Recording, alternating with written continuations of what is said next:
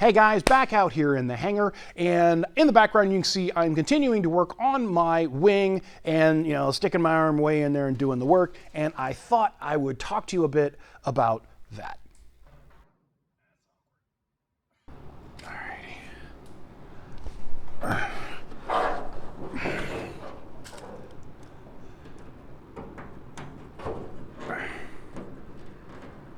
There it is. And tape. Oop, tape. Now you're probably thinking, Jason, that looks awkward as hell. And I gotta be honest, you'd be right. Let me one more hit on that one. That feels better. Very awkward getting some of these. Again, you can do all of them. I said this before on the other video. You can do all of these rivets.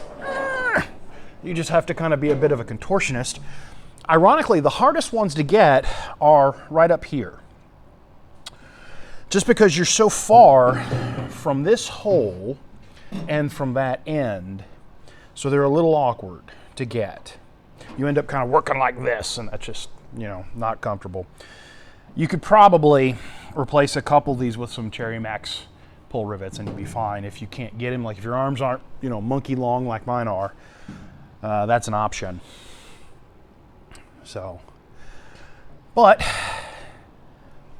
doing the work. Lots more to do. Got all of this left to do down here, and I'm going to have the same problem down here. Really what makes this difficult is this particular rib, the flange curves that way, and so when you're coming in, you have to go past the middle of the rib to come back at the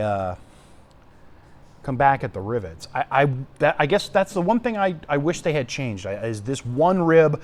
I wish the flange was on the other side. That would be so much easier to access from this hole. Minor complaint at most, but that is the one thing that this one rib is a little awkward. This one I think is the same way.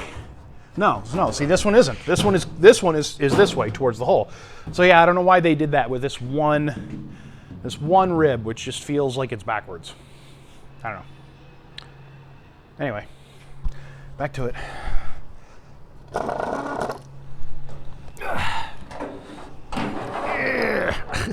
My arm's almost not long enough.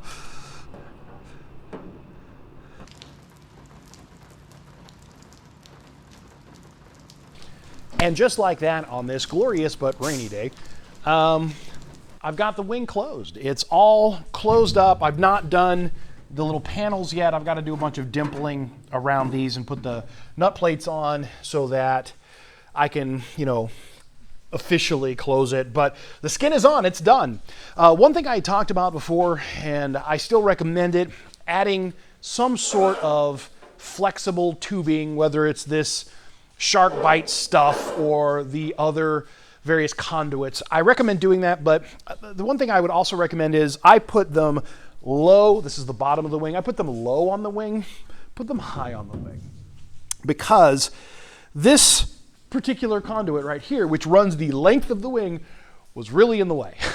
If it was up here, it wouldn't have been, right? And this one is sitting in here. It actually goes on the other end and comes all the way to here for sending wires to the servo that's in this wing. But other than that, so this is done. Super excited. Came out beautiful. These rivets are all super smooth, and I'm happy with that.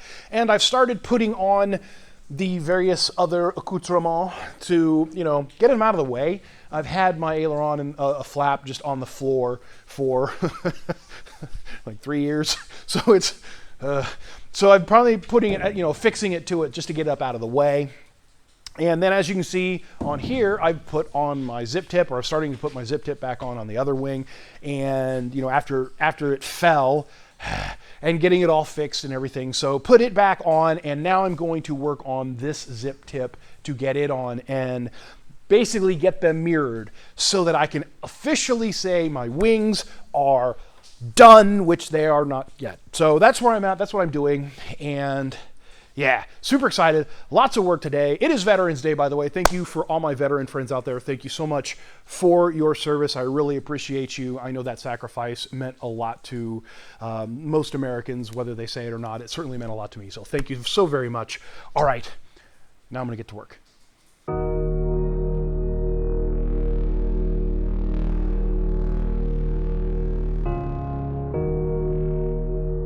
So a whole bunch of you have responded since my last video. The amount of support that just comes out of this community is amazing. You guys are awesome. I love you. Thank you so very much. And one common theme comes up all the time whenever I bring up an engine and how I lament how expensive they are and you know how hard it is going to get. And that is, hey, Jason, have you thought about buying an auto engine and putting it in the plane? And usually that translates to, there's a Subaru engine, I forget which one it is, but there's also the LS3 Corvette, box engine. That's like a 500 or 600 horsepower engine. So have I thought of that? Yeah, of course I have, right? I mean, who hasn't? You always think about what your power plant is going to be, and it's kind of important in a single engine aircraft. But I've always come back to the same answer, and that is no, that I won't go that way. And here's my logic why. And I need to preface this by saying, I know nothing about, well, pretty much anything, but when it comes to engines, it's kind of a theme on this channel. I don't know anything. I know nothing about engines, right? And so I really don't know what I don't know. And so my first thing is, airplane engine for airplane, car engine for car, right? That's really very simplified, but that's kind of all I know. And so when I was exploring it and looking at it, it's like, first of all, yeah, you can get like an LS3 for a lot less than IO540. And, it's an engine, right? It should work. Except after doing a bunch of research and talking to people, and a lot of people that know a lot more about engines than I do, there's kind of a common theme. Yes, you have your fanboys and people are like, it'll do it, it's fine, don't worry about it. And maybe it will. I'm just regurgitating what people have told me. But a lot of folks are of the mindset, it seems, that first of all, you have an added point of failure in the, what is it called, like PSRU or PRU or whatever, the thing that slows the engine down to be prop speeds, whatever that device is called. I'm sorry, I forget. So there's an added layer of possible mechanical failure, right? But the other thing that a lot of people say is that, look, it's about load. An engine like the IO540 is meant to be under a higher load at I'm going to get these numbers. I'm going to get this all screwed up. But it can maintain a higher load for longer because it is a lower RPM engine. Whereas you put in a Corvette engine, it's going to be at much higher RPMs. And if you then add a high load on top of that, it's going to cause that engine to wear out very quickly. Now, I don't know if that's true or not. They brought up like main bearings. The main bearings in an IO540 are huge, whereas in the LS it's not. But mostly it's about the RPMs, I think, is that was their main concern, is you're running at a very high RPM and high load on an LS3.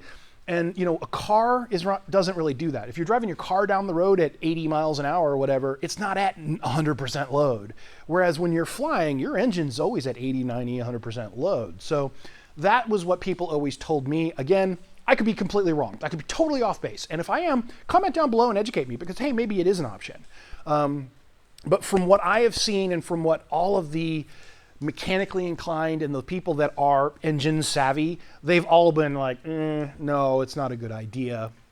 Get the engine it's actually meant to be on there. So on that note, I have actually seen some used IO540s that I would have to rebuild, but that may be my only route at this point. And I'm okay with that. As long as an AMP or whoever comes along and says this engine's good to go, then who cares if it doesn't have a new coat of paint, right? So anyways, that's the auto engine conversation. Have I thought of it? Absolutely, I've thought of it. I thought I've talked about this before, but I don't think that's the right way to go unless someone can convince me otherwise.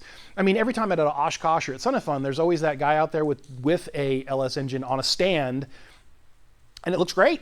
But it's like, how many hours is on that engine? Like how many planes fly that engine? How often does it actually get up in the air? I mean, are there a lot of them flying? I don't even know. So yeah, if that is an option realistically, I would love to look at it, but right now it doesn't feel like a realistic option. So I hope that answers your question, and thank you guys so much for looking out for me. I really appreciate it. And so, yeah. All right, back to work.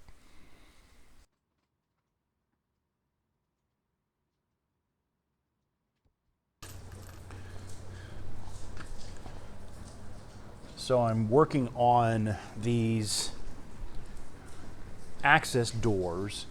I've basically done the ones on the other side. The thing I noticed is, first of all, they sent me an extra one, which that's weird. They usually don't send extra stuff, so I'm not sure why I have an extra one. I'm trying to like, is there somewhere else that there's a access panel that fits this? There's two in the back, but those are different shaped doors, so I'm not sure why I have an extra one. Anyway. The thing I did notice is if you look at them ever so, these are stamped, and so when they're stamped, the edges curl one way or the other. And if you put this door on here and feel it, you can kind of feel which way is the better way. This is the better way. So that's something to consider. And the other thing is, hang on, let me get the tool. The other thing is, I use this guy, you know, to roll the edges a little bit, just to give it that ever so slight downward, you know, curve to make it kind of sit into the skin. That seems to work pretty well. I didn't do it on one of the ones over there. Ooh, this one's got a slight, well, I won't be using that one. That one's got a slight dent in it. All right. Maybe that's why they sent me an extra one. But I didn't do this with one of the ones over there, and you can kind of tell. So I'm doing that. And yeah. So I've had some people who I regard very highly. Actually, I regard all of you very highly. But some people who I regard very highly ask me, you know, why would I tell you guys about this whole, just all the struggles I'm having. A little more. Yeah. Why would I tell you all about the struggles I'm having? And, you know, disclose that, because that could be you know, viewed as something negative from potential advertisers or whatever. Well, like I said before, I really hadn't intended this to be a job. This is something I'm doing for fun, because here it is a crappy rainy day and I'm out here playing in the shop and it's kind of fun.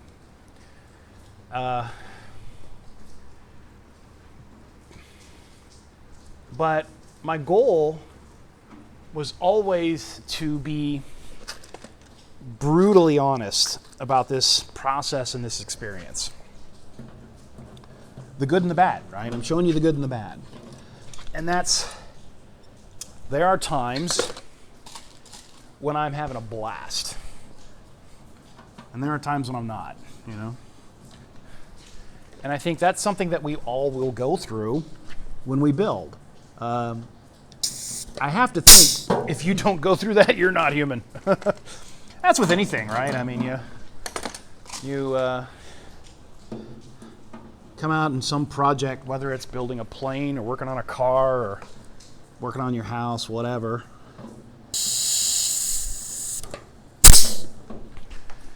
You know, you have the good with the bad. Where's my tester? Here it is. No, what's that one?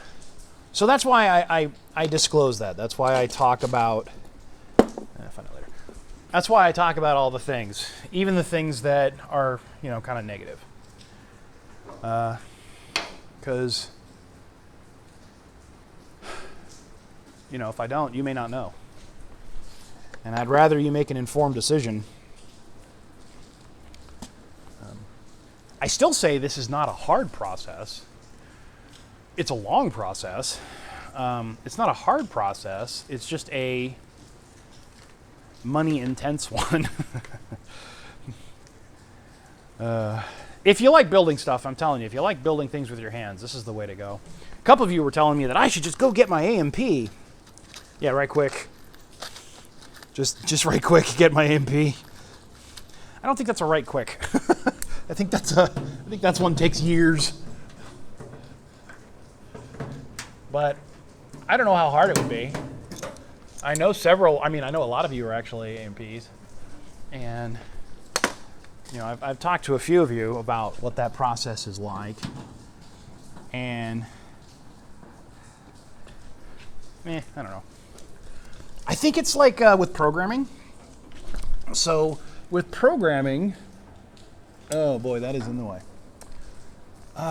Okay, so yet again, this, you can't see it, but this white PEX or shark bite stuff, there's one that runs right here. It's in the way of this, so I'm gonna have to change my yoke. But when you do the shark bites, don't put them here, put them on the top side, not on the bottom side. That was a mistake. I shouldn't have done that because they just get in the way. So, all right, let me do these right quick. When I was a young man and I was programming a lot, I mean, I program a lot now, but before I got into the whole law enforcement thing, I was, you know, programmed for a hobby and then turned my hobby into a career. And the problem when you turn your hobby into a career is you kind of lose your hobby. And I think that would be a problem here for sure.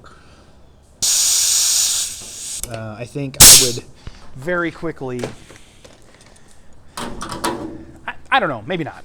I guess every single thing is different, so maybe this wouldn't be that way. But I know with programming, you know, I turned this hobby that I had that was fun into something that is lucrative, makes me money, but I hate it. I really don't enjoy programming anymore. I haven't for years. It's one of the reasons I got out of it and did the whole law enforcement thing for so long, because I thought, oh, that'll be better. Not better. But yeah, I think this, you know, building planes for a full time as an AMP sounds awesome until you realize just the churn.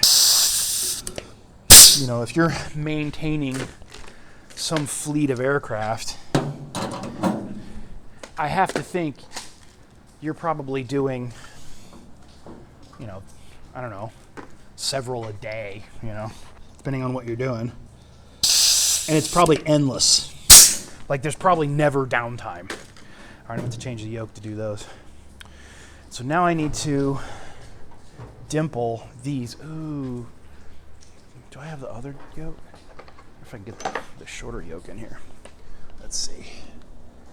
Oh, yeah. I'll just use a shorter yoke. Okay. This is the Longeron yoke. Super useful Longeron yoke. You're going to want one of these. This is the yoke that actually comes with it. You can see the difference. I mean, it's quite a bit. And this is too tall now, so I have to switch to this one. The other yoke I would absolutely recommend is a 4-inch yoke like this, so you can see how much longer it is. Got a longer throw, but there's no top. You can't put a tool in the top. It's just a flat top. And they make a whole bunch of different ones that are of this. Like, I've seen some that are like 7-8 inches. They get a little ludicrous. This one has been great. And those are the only 3 I have. These are the 3 yokes I have. I've never needed another one. So, but you do switch them a lot. And I've seen someone had a squeezer that was tiny, just a little, and like, this is a chunky boy, right? Someone had one that was just like the whole thing fit in his hand and the yoke came out of it and it looked so tiny. I was like, I don't know what that one is. And if it's like as strong from a squeezer perspective, I guess it only has to be so strong. I mean, we're not doing super big rivets, so maybe, I don't know. But yeah. Anyways, get back to the original point. I've always prided myself on giving you the absolute honest, real experience of what's going on, because I'm documenting this for me more than for you, sorry. And so you're gonna see the good with bad. And that's just how it is. That's how I roll, yo. So, I know my wife is wanting me to go take her to dinner here shortly, so I'm gonna have to hurry up and do some work on that and go take her to dinner. What was the other thing I was supposed to talk about? There's something else I wanted to talk about, and I don't remember what it was. Oh boy, knees. Let's see if this gets in here now. Oh yeah, we got lots of room. Lots and lots of room.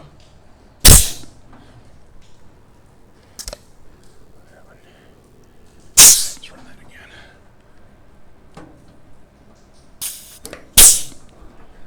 There we go. Booyah, baby. Whew. Almost done though. Almost done with the wings. And I'm super excited about that. I get these all closed up. I get that other zip tip in. Then I gotta do the, like, I don't know if I should do it now or wait, but eventually you gotta get it so that where the push rods are, everything is lined up so it's correct, you know what I mean? And there's a little tool for that. There's a place in the documentation of how to do that. So I gotta do that still, obviously. And I need my servo. Autopilot servo goes here. So I'm gonna have to get that. I'm not sure which one to get, so I gotta figure that out. But autopilot servo goes in here, and I've already got the you know, how I'm gonna run those wires. And I'm hoping like hell that servo will fit in through this door. I'm sure it will. But other than that, I think we're almost done with these wings entirely. And then we can get on to the top for true and for reals. There was something else I wanted to mention, and I don't remember what it was. That's my brain. I will remember it later, and I will talk to it. But, yeah. So, for now, I'm going to keep doing this. I'm going to keep working on these, get all those dimpled up, and then take my wife to dinner. One thing I was going to have to do, though, is if I get my piper, the AMP to come out on my piper and get him to work on it, which I've talked to several, good grief. I've got a guy now who says he's going to come out and help. And several of you have offered to help too, by the way. Thank you so very much. And I may still rely on you. I have no idea if this fellow he's here local, so I have no idea if he's actually going to do the work. He's talking a good game, sounds great, was a super nice guy. But, you know, life, right? So if he doesn't work out, I may reach back out to you guys. But just due to the nature of how that works, if you're, you know, I think it's a federal aviation thing. You have to do it in a hangar. Well, my piper's out there. So I'm going to have to try to figure out how to move everything around in here to get the plane in the hangar with everything else. It'll be tight, but I think I can do it. I pulled out the old tape measure. I think I can do it. I'm going to have to take my trailer out of here, but... So that may be one thing that I may be working in here with the piper, you know, on this. I actually thought about it. I think I could get it in here, and then like when I'll come out here and work, I'll just pull the piper out, you know, pull it out of the hangar while working on this, and then push it back at the end of the day. There will come a point, obviously, when that won't be possible, but for now, yeah. So yeah. Okay, back to work. All right, achievement unlocked. Apparently now I am a real builder. Now, you guys are probably wondering, what are you talking about? I talk to people all the time about, you know, people that build a lot of planes, and a lot of them have built like the olders, 3s, 4s, 6s, and 7s, back before, you know, pre-punch, pre-drilled and all that. And so I'm working on these seat backs for the back seat. Here's one right here.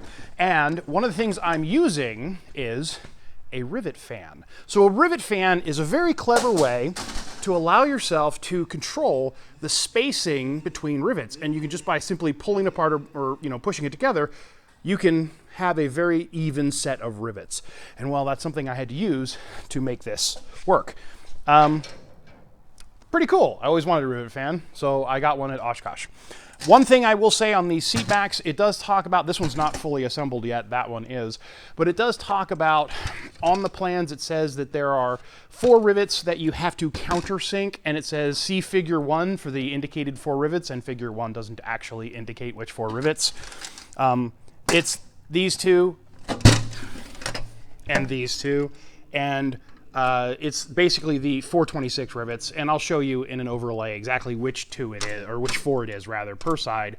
It does make sense, and it's because if you come back here, the seat, it's on a hinge, and so it rests against this back bar, and so it's pretty obvious which ones have to be flush riveted. So anyways, super happy with that, and gonna finish riveting up this one and get it in the plane. And then it's more time working on the wing and getting the zip tip on. I needed a break from the wings, that's why I did this. So, but that's, hey, one more thing to knock off the list. Okay, back to it. So a couple of you have asked me what software I'm using now that I've stopped using the Adobe suite of software. First of all, Photoshop's a fantastic product. I really like Photoshop. I've used it for decades at this point. But it has a monthly fee, and I'm just tired of paying that monthly fee. There is a free website out there called Photopea that is Photoshop in a browser, and it's awesome. It's great. It does everything I need. It's a little slow, so like when you do some of the funky things in Photoshop, they're really fast. It'll do most of the things. It won't do some of the advanced AI stuff, but it'll do most of the things that you want. But it's a little slower because it's all in a browser, but it works really well. So, and it's free, so free good. The other thing is I've been using Adobe Premiere forever, again, to do all my videos, and now I've switched over to DaVinci Resolve, and DaVinci, again, has a free tier. You don't get everything with it, but you get most everything that I would use, and again, free. So yeah, so I'm learning, it's completely different workflow in DaVinci from Premiere, so I'm having to relearn, which I hate relearning, but yeah, so that's what I'm using. Photopea for the Photoshop style stuff, and DaVinci Resolve for the Premiere style video editing stuff. So far, they're really good, and I'm sure these both pieces of software probably do way more than I will ever need. So, price is right. I better learn them.